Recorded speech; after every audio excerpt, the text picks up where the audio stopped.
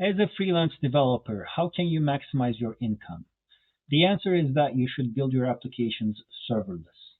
But what does that mean? How does that help?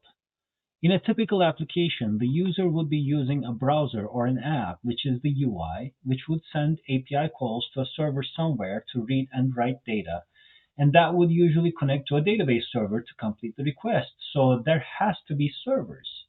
Serverless just means that you don't have to set up the servers and you don't have to deal with the DevOps or the build processes. Some other company deals with those.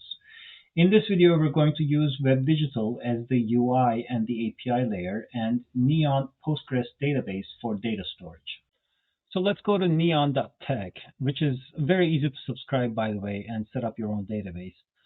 Here's my tasks table with a few records. You can run SQL queries to do whatever you want. And it also has a branching feature, which is super cool. So let's go to WebDigital. This is our front-end UI. Let's open the elements tree to see what's happening. There is a block and a text field and a button. And this is the repeater that shows the tasks, and the dynamic text is used to display the task name. So they all have JavaScript hooks. So if you look at this event handler for the add button, so it gets the new value and then calls the add API and updates the state to display the task. And then on mount, we call the get API and update the tasks in the state. And the dynamic text value is coming from the loop context, which is the task value, task name. And finally, this is the repeater source. So that's basically how we're getting the data. So let's take a look at the API layer. We have two APIs, add and get. They're both very similar.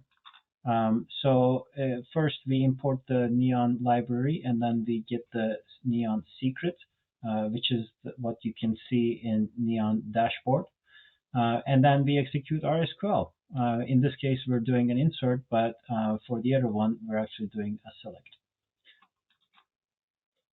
So that's about it. The app is available to preview at this point and start using it. You can connect your own domains and publish it, but it is ready to be used as a draft right now.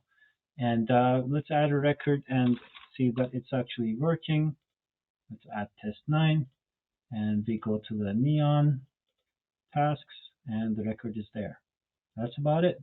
It's super easy to create new applications with WebDigital. Please go to webdigital.com to get your own account.